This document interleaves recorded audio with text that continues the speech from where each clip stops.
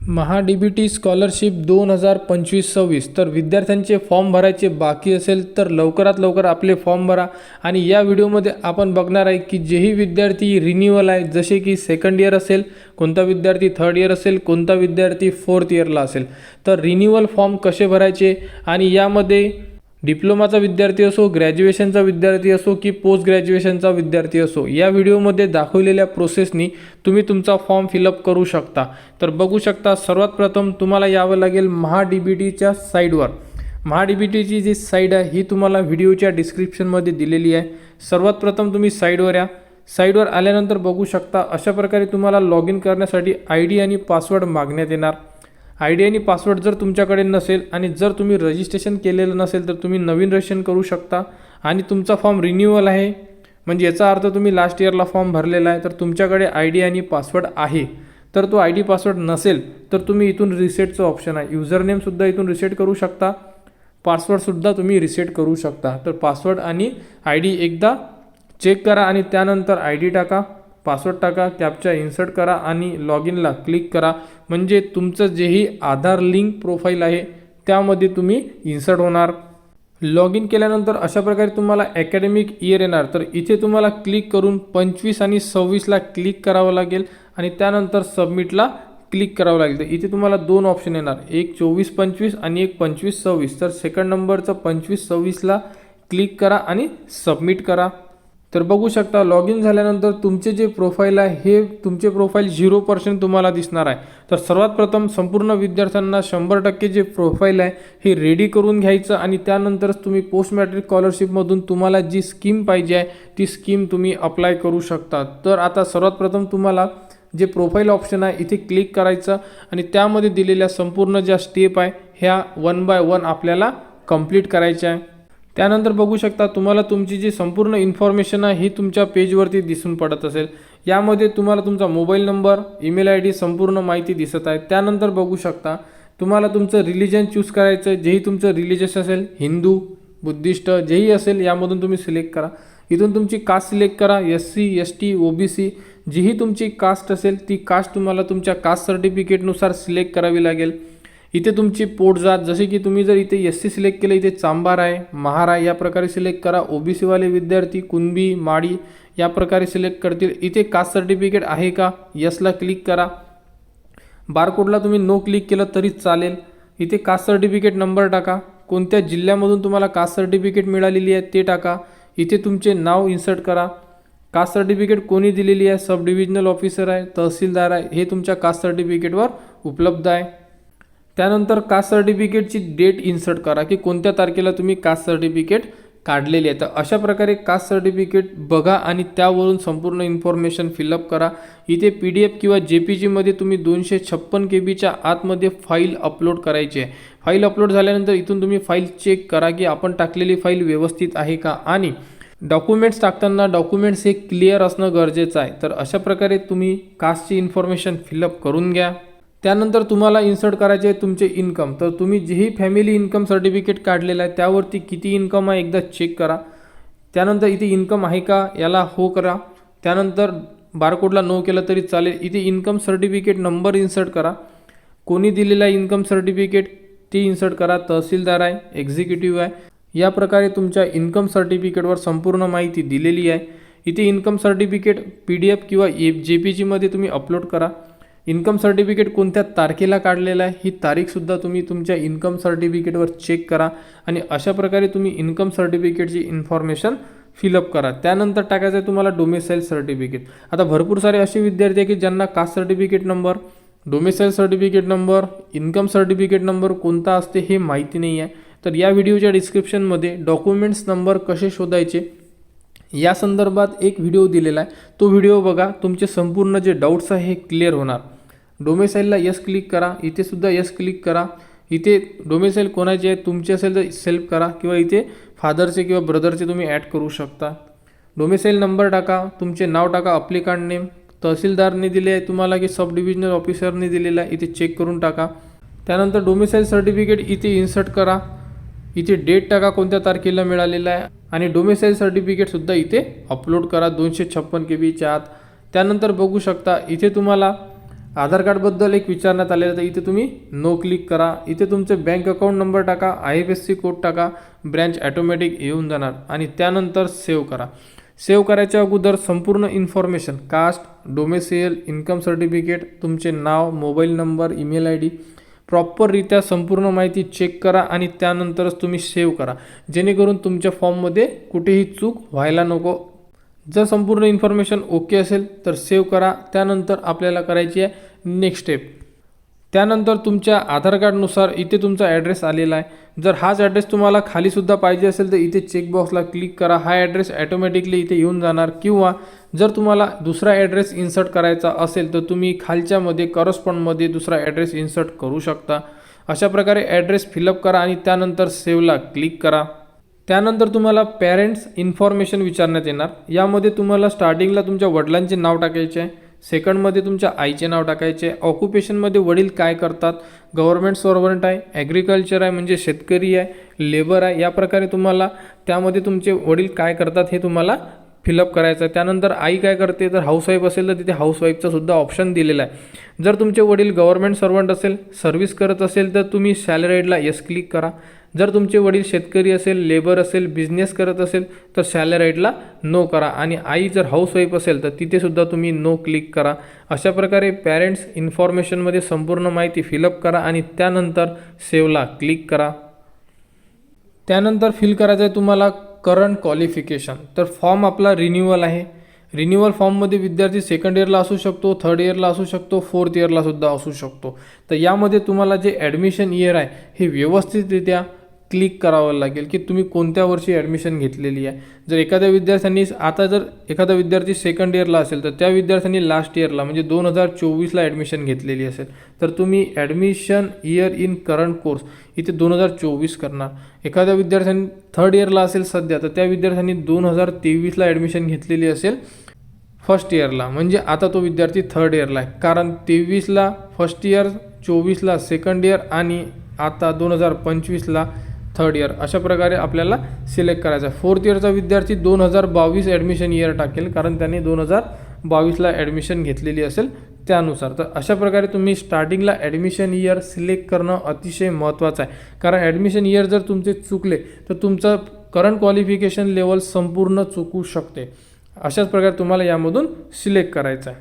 त्यानंतर बघू शकता, त्यानंतर तुम्हाला इथे तुमचा स्टेट, कोणत्या जिल्ह्यामध्ये तुम्ही ॲडमिशन घेतलेली आहे, तालुका टाका, अंडर ग्रॅज्युएट आहे तुमचं काय आहे एज्युकेशन ते सिलेक्ट करा, इंजिनिअरिंग आहे, फार्मसी आहे, कॉलेजचे नाव सिलेक्ट करा की कोणतं कॉलेज तुम्ही ॲडमिशन घेतलेली आहे, ॲडमिशन टाईप सिलेक्ट करा. त्यानंतर इथे तुम्हाला CETचे पर्सेंटेज टाकायचे आहे, जेही तुम्ही मेरिट मार्क्स असेल तुमच्या कॅप कन्फर्मेशनवर लिहिलेला आहे. इथे कॅप कन्फर्मेशन हा नंबर आहे, हा नंबर तुम्हाला इथे कॅप ID मध्ये इन्सर्ट करायचा आहे. अशा प्रकारे संपूर्ण माहिती फिलअप करून घ्या. इथे कॅप कन्फर्मेशनसुद्धा अपलोड करायचं आहे. कॅप ॲक्नॉलेजमेंट नंबर म्हटल्या जाते त्याला आणि कॅप कन्फर्मेशन लेटरसुद्धा म्हटल्या जाते. इथं फर्स्ट इयरला क्लिक करा. फर्स्ट इयर कंप्लीट आहे 2024ला कारण की हा विद्यार्थी सेकंड इयरला आहे. त्यानंतर इथे पर्सेंटेज टाका. इथे पास आहे की AT-KT आहे. जर टोटल पास असेल तर तुम्ही पास सिलेक्ट करा. जर एखादा सब्जेक्ट बॅक असेल तर तुम्ही इथे पास विथ AT-KTला क्लिक करा. इथे ॲटोमॅटिक प्रोफेशनल कोर्स आलेला, इथे कास्ट येऊन जाणार. त्यानंतर इथे विद्यार्थ्याला मार्कशीट अपलोड करायची आहे फर्स्ट इयरची कारण की हा विद्यार्थी सेकंड इयरला असल्यामुळे. त्यानंतर इथे मोडमध्ये रेग्युलर येणार. अशा प्रकारे तुम्हाला संपूर्ण माहिती फिलअप करायची आहे फर्स्ट इयरची. सेम टू सेम थर्ड इयरला असेल विद्यार्थी तर अशा प्रकारे तुम्हाला फर्स्ट इयरची इन्फॉर्मेशन फिलअप करायची आहे. फक्त यामध्ये जे ॲडमिशन इयर आहे हे 2023 असेल आणि फोर्थ इयरवाल्याला 2022 असेल. अशा प्रकारे तुम्हाला सिलेक्ट करून घ्यायचं आहे आणि एक इयर तुम्हाला कंप्लीट करायचं आहे. स्टार्टिंगला आपण फर्स्ट इयर कंप्लीट करणार, मार्कशीट टाकून सबमिट करणार. त्यानंतर इथे तुम्ही सेकंड इयर करणार, मार्कशीट टाकून तुम्ही सबमिट करणार आणि पर्सेंटेजसुद्धा तुम्हाला काढायचे आहे. थर्ड इयर करणार, मार्कशीट टाकणार आणि सबमिट करणार. अशा प्रकारे तुम्हाला जे करंट कॉलेज आहे त्याबद्दलची संपूर्ण इन्फॉर्मेशन कंप्लीट करायची आहे. त्यानंतर बघू शकता अशा प्रकारे सेकंड इयर टाकलेलं आहे. सेकंड इयर परस्युइंग आहे, डेट ऑफ ॲडमिशन इन्सर्ट केलेली आहे. इथे फी किंवा बोनाफाईड सर्टिफिकेट अपलोड करायचे. एकदा कॉलेजकडून कन्फर्म करा की फी रिसिप्ट अपलोड करायची आहे की बोनाफाईड अपलोड करायची आहे. आणि जर फी रिसिप्ट टाकायची आहे तर फीमध्ये किती अमाऊंट टाकायची आहे, कोणते कॉलेज तुम्हाला 0 टाकायला लावतात, कोणते कॉलेज जेवढी फी भरलेली आहे तेवढी फी इन्सर्ट करायला लावतात. त्याप्रकारे एकदा कॉलेजकडून कन्फर्म करा आणि त्यानंतर अशा प्रकारे माहिती फिलअप करा आणि सेव्ह करा. म्हणजे तुमची करंट इयर ॲडमिशन इयर तुमचं सेव्ह होऊन जाणार. संपूर्ण माहिती फिलअप केल्यानंतर बघू शकता फर्स्ट इयर कंप्लीट आहे, सेकंड इयर आपलं परसुईंग आहे. इथे तुम्ही चेक करा परसुईंग आहे आणि कंप्लीट आहे. 2024ची ॲडमिशन आहे, 2025ला इथे ॲडमिशन डेट आलेली आहे. अशा प्रकारे तुम्हाला संपूर्ण माहिती फिलअप करून घ्यायची आहे. त्यानंतर सेव्ह अँड नेक्स्टला क्लिक करा. आता हा विद्यार्थी डिग्रीचा असल्यामुळे या विद्यार्थ्यांनी SSC कंप्लीट केलेला आहे आणि SSC कंप्लीट केलेला आहे, म्हणजे 10वी आणि 12वी कंप्लीट केलेला आहे. पास एज्युकेशनमध्ये हा विद्यार्थी दोनच एज्युकेशन टाकणार आहे. एखादा विद्यार्थी जर आता पोस्ट ग्रॅज्युएशनला असेल सेकंड इयरला, तर तो करंटमध्ये पूर्ण पोस्ट ग्रॅज्युएशनची इन्फॉर्मेशन टाकेल आणि यामध्ये 10वी 12वी आणि डिग्रीसुद्धा ॲड करेल. अशा प्रकारे तुम्हाला तिन्ही एज्युकेशन, म्हणजे या अगोदर तुम्ही जेवढे एज्युकेशन कंप्लीट केलेलं असेल पासमध्ये, ते संपूर्ण एज्युकेशन तुम्हाला यामध्ये फिलअप करून घ्यायचं आहे स्टेप बाय स्टेप. आणि कोणत्या वर्षी ॲडमिशन घेतलेली आहे, कोणत्या वर्षी तुम्ही पास झालेले आहे, हे सुद्धा तुम्हाला व्यवस्थितरित्या इन्सर्ट करायचं आहे. आणि 256 KB आतमध्ये तुम्हाला फाईलसुद्धा अपलोड करायची आहे. यामध्ये 10वी आणि 12वीची फाईल अपलोड करायची गरज नाही आहे. तुम्ही डायरेक्टली त्यामध्ये तुमचा रोल नंबर आणि पासिंग इयर जर टाकलं तर तुम्हाला डायरेक्टली बोर्डमधून तुमची डिजी लॉकरमधून मार्कशीट दिसून पडेल. फक्त तुम्हाला डिग्री जर असेल तर तुम्हाला डिग्रीची मार्कशीट टाकावं लागेल. 10वी 12वीची मार्कशीट टाकायची गरज नाही आहे. फक्त तुमचं कॉलेजचं नाव आणि तुम्ही कोणत्या जिल्ह्यामधून पास आहे, रोल नंबर वगैरे व्यवस्थितरित्या टाकावा लागेल आणि त्यानंतर सेव्ह करावं लागेल. तर 10वी 12वी सेव्ह करून घ्या डिग्रीचा फॉर्म असल्यामुळे. तर अशा प्रकारे तुम्ही पास एज्युकेशनमध्ये संपूर्ण माहिती फिलअप करू शकता. तर संपूर्ण माहिती फिलअप करा आणि त्यानंतर सेव्ह अँड नेक्स्टला क्लिक करा. आणि 10वी टाकल्यानंतर बघू शकता अशा प्रकारे तुम्हाला तुमची मार्कशीट आहे ही शो होणार आहे. 10वीची सेम टू सेम तुम्हाला 12वीची मार्कशीटसुद्धा या प्रकारे शो होणार आहे. आणि त्यानंतर बघू शकता तुम्हाला 2 ऑप्शन येणार आहे. जर कोणी हॉस्टेलला राहत असेल तर तो हॉस्टेलला सिलेक्ट करेल, अदरवाईज संपूर्ण विद्यार्थी डे स्कॉलरला सिलेक्ट करणार आहे. जे विद्यार्थी स्वतःच्या घरी राहत असेल, रूम करून राहत असेल, तरीसुद्धा तुम्ही डे स्कॉलरला क्लिक करू शकता. जे विद्यार्थी गव्हर्नमेंट हॉस्टेल किंवा प्रायव्हेट हॉस्टेलला असेल ते सिलेक्ट करू शकतात. परंतु जर त्यांना कोणती स्कॉलरशिप घ्यायची असेल तरच तुम्ही सिलेक्ट करा, अदरवाईज तुम्ही डे स्कॉलर सिलेक्ट करू शकता. डे स्कॉलरच सिलेक्ट करा आणि त्यानंतर सेव्ह अँड नेक्स्टला क्लिक करा. तर आता आपले जे प्रोफाईल आहे हे 100% रेडी होऊन जाणार. बघू शकता आपले प्रोफाईल 100% रेडी झालेलं आहे. तर आता आपल्याला करायची आहे ती म्हणजे स्कीम अप्लाय. तर तुम्ही कास्टनुसार तुमची स्कीम अप्लाय करणार आहे. तर बघू शकता पोस्ट मॅट्रिक स्कॉलरशिपचे जे ऑप्शन दिलेलं आहे यामधून तुम्ही स्कीम अप्लाय करणार आहे. तर आता SC कास्ट असल्यामुळे यामध्ये 2.5 लाखाच्या आत जर इन्कम असेल तर तुम्ही पोस्ट मॅट्रिक स्कॉलरशिप अप्लाय करणार. 2.5 लाखाच्या वर जर असेल तर तुम्ही यामध्ये ट्युशन फी आणि एक्झामिनेशन फी किंवा फ्रीशिप यापैकी स्कॉलरशिप अप्लाय करणार. सेम टू सेम बाकीच्या जेही कास्ट आहे तुमच्या त्यांनासुद्धा लागू असणार आहे असंच. तर आपला फॉर्म आता रिन्युअल आहे. तर आपल्याला सर्वात शेवटी ऑप्शन दिलेला आहे माय अप्लाइड स्कीम हिस्ट्री. तिथे तुम्हाला क्लिक करायचं आहे. इथे क्लिक केल्यानंतर इथे लास्ट इयर सिलेक्ट करा, म्हणजे 2024-25 इथे सबमिट करा. कशासाठी? आपला फॉर्म रिन्यू असल्यामुळे आपल्याला लास्ट इयरच्या फॉर्मचा ID कॉपी करायचा आहे. कारण की हा जो ID आहे हा आपल्याला कॉपी करून या वर्षीच्या फॉर्ममध्ये इन्सर्ट करायचा आहे. त्यामुळे तर हा ID एकदा कॉपी करून घ्या आणि कॉपी केल्यानंतर जर पेस्ट होत नसेल तर तुम्हाला तो कुठेतरी पेस्ट करायचा आणि त्यानंतर तुम्ही कीबोर्डवरून तो टाईप करावा लागेल तुम्हाला. तर अशा प्रकारे हा जो लास्ट इयरचा ID आहे हा कॉपी करून घ्या. आणि यामध्ये तुम्हाला स्कीमचं नावसुद्धा दिसत आहे. जर तुम्ही लास्ट इयरला जी स्कीम अप्लाय केलेली आहे ती स्कीम तुम्हाला यावर्षीसुद्धा अप्लाय करायची आहे. त्यामुळे तर एकदा चेक करा स्कीम, किंवा तुम्ही पोस्ट मॅट्रिक स्कॉलरशिपमध्ये सुद्धा क्लिक करा. त्यानंतर बघू शकता SC कॅटेगरी असल्यामुळे स्टार्टिंगचं 1 नंबरचं ऑप्शन आहे सोशल जस्टिस, हे SCसाठी आहे. इन्कमसुद्धा 2.5 लाखाच्या खाली आहे किंवा 2.5 लाखाच्या वर आहे हे चेक करा. जर 2.5च्या वर असेल तर तुम्ही फ्रीशिपला अप्लाय करा 2 नंबरला. 2.5च्या खाली असेल तर तुम्ही 1 नंबरच्या ऑप्शनला क्लिक करा. अशा प्रकारे तुम्ही सिलेक्ट करू शकता. बाकीसुद्धा कास्ट आहे इथे OBC आहे. त्यानंतर इथे जेही विद्यार्थी ओपन कॅटेगरी आहे त्यांना टेक्निकल कोर्समध्ये भरता येतात फॉर्म, जर ते प्रोफेशनल कोर्स टेक्निकल कोर्समध्ये असेल तर. अशा प्रकारे तुम्हाला यामधून स्कीम सिलेक्ट करायची आहे. तर SC कॅटेगरी असल्यामुळे इन्कमवर डिपेंड असणारा इन्कमनुसार आपल्याला स्कीम सिलेक्ट करायची आहे. OBCवाले विद्यार्थीसुद्धा यामध्ये स्कीमचं ऑप्शन दिलेलं आहे. तर बघू शकता इन्कम 2.5 लाखाच्या वर असल्यामुळे फ्रीशिपचं जे ऑप्शन होतं 2nd नंबरचं हे क्लिक केलेलं आहे.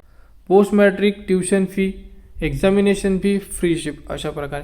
तर बघू शकता इथे रिन्युअलला येस केलेला आहे. इथे अप्लिकेशन आय डी म्हणजे जो आता आय डी आपण कॉपी केलेला आहे लास्ट इयरचा तो आय डी इथे इन्सर्ट करायचा आहे. इथे कॅप कन्फर्मेशन लेटर मागितलेलं आहे म्हणजे कॅप अलॉटमेंट लेटर जेही तुम्हाला कॉलेजमधून फायनल स्टेपला मिळालेलं आहे ते. इथे तुम्हाला कास्ट व्हॅलिडिटी मागण्यात आलेली आहे. तर अशा प्रकारे जे डॉक्युमेंट्स तुम्हाला मागण्यात येते ते डॉक्युमेंट्स तुम्हाला यामध्ये PDF स्वरूपात किंवा इमेज स्वरूपामध्ये तुम्ही 256 KBच्या आतमध्ये इन्सर्ट करणार.